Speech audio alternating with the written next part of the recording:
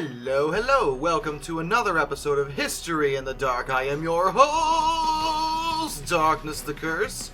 And before we begin, as always, thank you so much to my generous patrons, my British rail critics, and of course, my underwater train finders. You are the reason why this content remains! So anyway, I started blasting. And today, we are going to be discussing guns. Yes, historical guns. Very bad historical guns. Now, guns are kind of a hot-button issue in today's politics, which has me dreading the notion of monetizing this video. But, you know, this is historical, informational, regarding history. It has nothing to do with anything political. Please don't make it about that, even though I know the comments are going to turn into a no man's land of horrible opinions, but that's normal. So, it's whatever. Let's discuss 5 of the worst guns ever.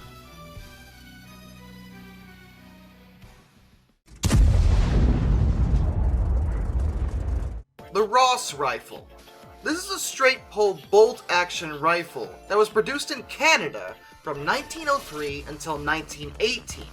As you may expect from those dates, these were used in World War I, mostly by Canadian forces, who hated it just about as much as they could. In tests, the Ross actually showed much promise. They were highly successful in target shooting due to their accuracy. But the thing about this, and this is going to come up with a few of the guns on this list, actually working in a war situation and working in a closed test gun range situation are so not the same thing. Like, you can test accuracy, sure, but guns that are used in warfare have to be able to deal with certain levels of tolerances, like, say, dirt, and mud, and dust, and grease, and all the other grime that comes with war. Especially trench warfare, which is what World War I is mostly known for. The Ross was not happy when it came to the trenches of World War I at all. It had routine reliability issues. And it wasn't just because of the dirt, although that was a big part of it. Because they had to keep it clean, you had to disassemble the gun to actually clean it. The firing mechanism was a little complicated, and it could be reassembled in such a way that would cause the bolt to not actually lock, but still allow a round to be fired. This is super duper dangerous, because if that occurs, the bolt will actually be sent flying backwards into the shooter's face. The bayonets also that were attached to them tended to fall off when the rifles did fire, which was also rare, so, you know, whatever. And Lieutenant Chris Scriven, who was of the 10th Battalion, remarked once that it sometimes took 5 men to keep just one of the stupid things firing. They were really just not tolerant of the conditions of the war. Weirdly, they also became kind of a political issue. Canadian Minister of Militia and Defense, Sam Hughes, defended the rifle as he was the chief sponsor, and he believed that its strengths outweighed its obvious weaknesses. But under the professional opinion of Sir Edwin Alderson, who was a British Army officer who was the commander of the 1st Canadian Division, well, he felt that the rifles were just crap. Not actually helpful in a war situation. Why would you want a gun that misfires all the time? Especially when you have all the grime and dirt everywhere. It just wasn't gonna work. Now, in its defense, like I said in the beginning, under a clean situation, where the rifle is kept in good tip-top shape, they're actually alright. They fire very well and they are extremely accurate, which is why they actually became pretty popular with snipers during World War I. Snipers didn't have to deal with the trenches nearly as much, if at all, so they were able to keep their guns a lot cleaner on the regular. British snipers in particular actually really liked it. They only noted one inherent disadvantage to it, and that's the Ross only accepted perfectly clean ammunition. Any degree of mud or grit on the bullets, and it would jam. Because of course it would. But outside of that, it was quite good in that role, and it was used in that role quite a bit. So it wasn't the worst thing in the world. But outside of that, a lot of Canadian soldiers actually threw it away and replaced it with another weapon they found on the battlefield.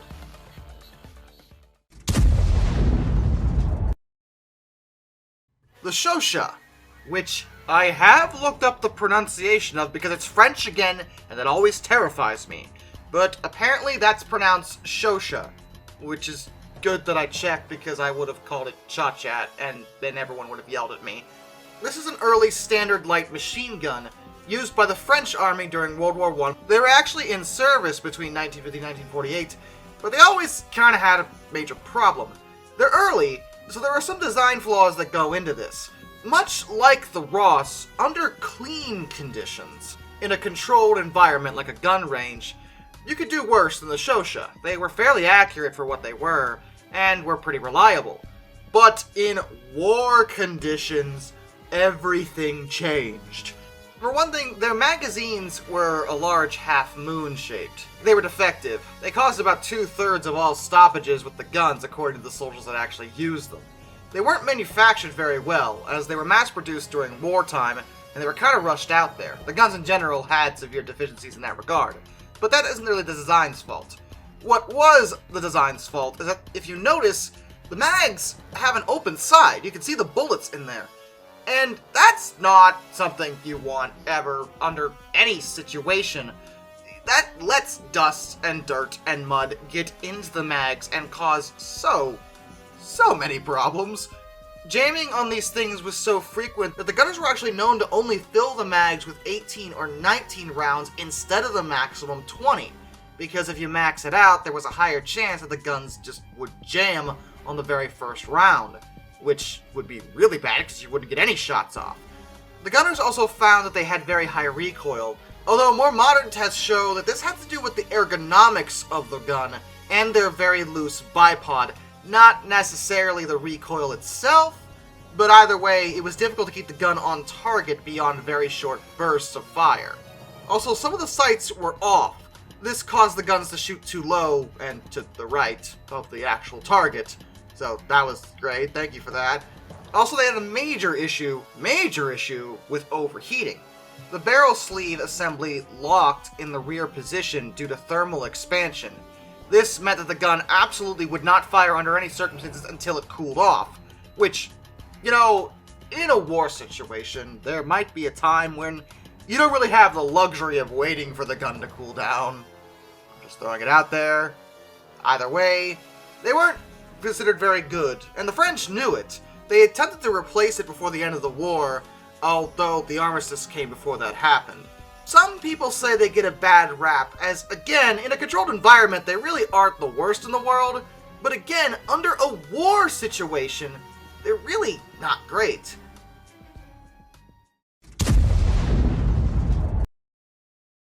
The Villar Perosa aircraft submachine gun, which is also sometimes called the Fiat Model 1915, was an Italian automatic weapon that was developed during World War I. It has an interesting design. In fact, it was pretty much two independent guns that were just coupled together. The firing mechanism of each barrel was entirely separate, and they each used a separate 25-round magazine. But as the name might imply, this was meant to be an anti-aircraft gun, and that's where the problems come up. For one thing, these things per barrel could fire up to 1,500 rounds a minute. That's good, but each barrel only has a 25-round mag. I don't think the firing rate's really relevant when you're running out of ammo before you even come close to that. And when it came to the purpose they were built for, shooting down aircraft, they were completely worthless. The ammo they used, which was 9mm Glicenti, was not actually powerful enough to shoot down aircraft. The aircraft in the war, by that point, had become pretty tough, and these guns did nothing to them.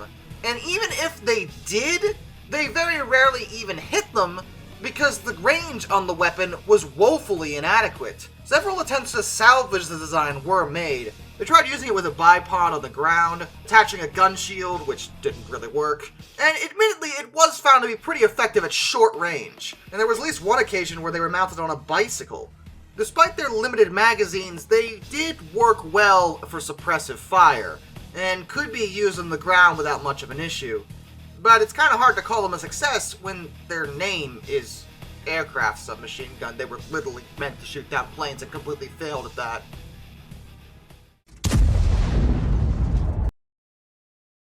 The Mars automatic pistol, which is sometimes called the Webley Mars, was a semi-automatic pistol that was developed in 1900 by the Englishman Hugh Gabbett Fairfax.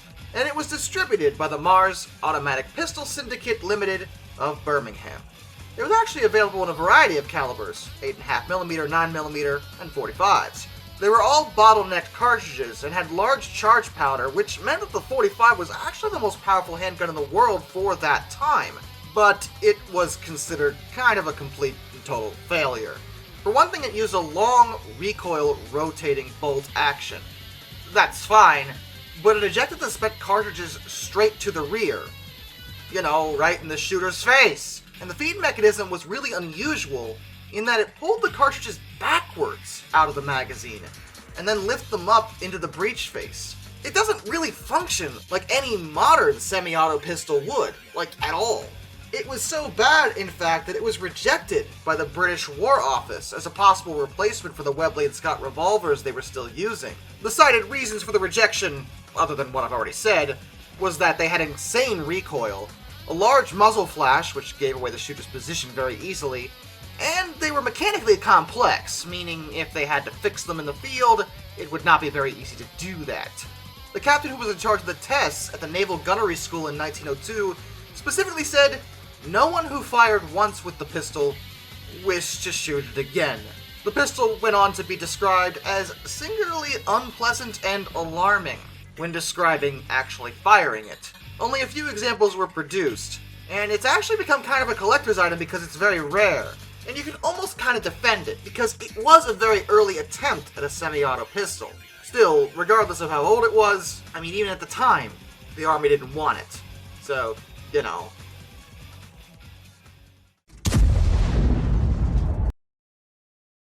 The Puckle Gun, which is sometimes also called the defense gun, which sounds way better than the Puckle Gun. Although, the name Puckle comes from the inventor, James Puckle. He was born in 1667 and died in 1724. He was an English inventor, lawyer, writer, and he patented the Puckle Gun in 1718.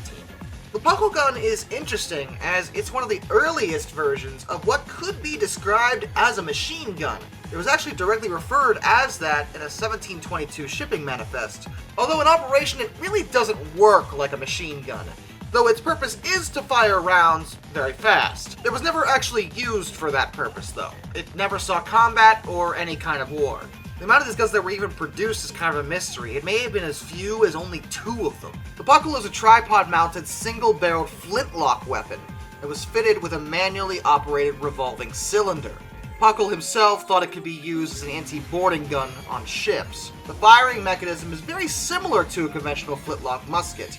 After every shot, a crank on the rear of the threaded shaft, which ran through the cylinder, would be turned.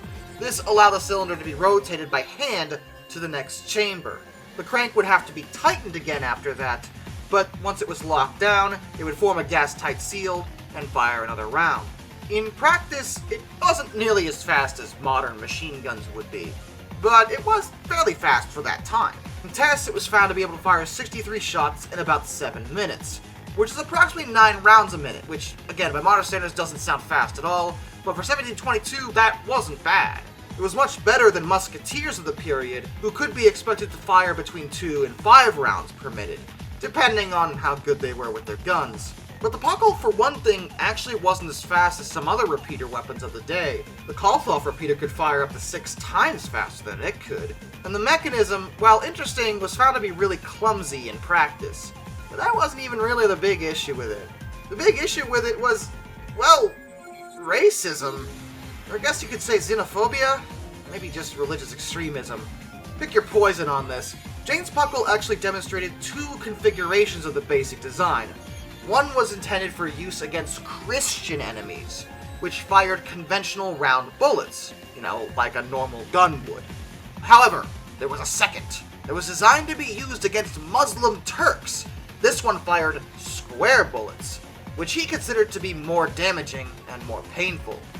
According to the patent, these more harmful bullets would convince the Turks of the benefits of Christian civilization. There are so many things wrong with everything I just had to say. For one thing, the square bullets. Okay, let's talk about this. There's a reason bullets aren't frickin' square, okay? The aerodynamics don't really allow for a square bullet to fly through the air that well. You would be limiting your gun's accuracy And for what purpose? That the bullets hurt more? Well, I've never actually been shot before, and I'd prefer to keep it that way, but I have it on good authority that if you get shot and don't die instantly, it actually hurts quite a bit with a regular bullet. It really doesn't matter what the shape of the bullet was, generally speaking. Getting shot hurts enough. Also, you're trying to convince the Turks of the benefits of a Christian civilization by shooting them. Well, I'm going to stress this next bit because historically, I think it's been abundantly clear that any sort of violence or attempting to murder people is actually a proven opposite reason why people switch religion. It really, if you're trying to convert people to your way of thinking, trying to murder them in any capacity is generally the furthest thing you should be doing.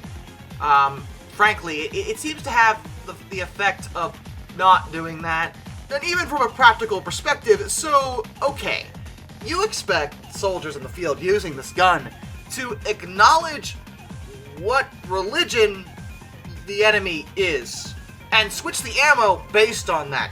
I want you to think about how stupid that is for a second. The Puckle Gun was, like I said, never actually used in a war scenario, though 2 original examples and some replicas are actually preserved in museums. If you ever want to see one of the worst guns ever, and one of the most racist, go figure, I guess you can. And with that, special thank you to all my underwater train finders. Thomas Ward, Lord Captain Von Thrust III, Some Dude 267, Orange Glass, Joshua Long, Ohio Trucker 1, Royal Hudson 2860, Lord Hoth 444, Arthur Roy, Benjamin Owens, Panzer Kitson 131-232, Mr. Black Rose, Master of None, Josh Johnson, Lock Kraken, Twin Fox, Dimeblade 17, and Anzac A1. Till next time, this is Darkness, and we do all a fond farewell.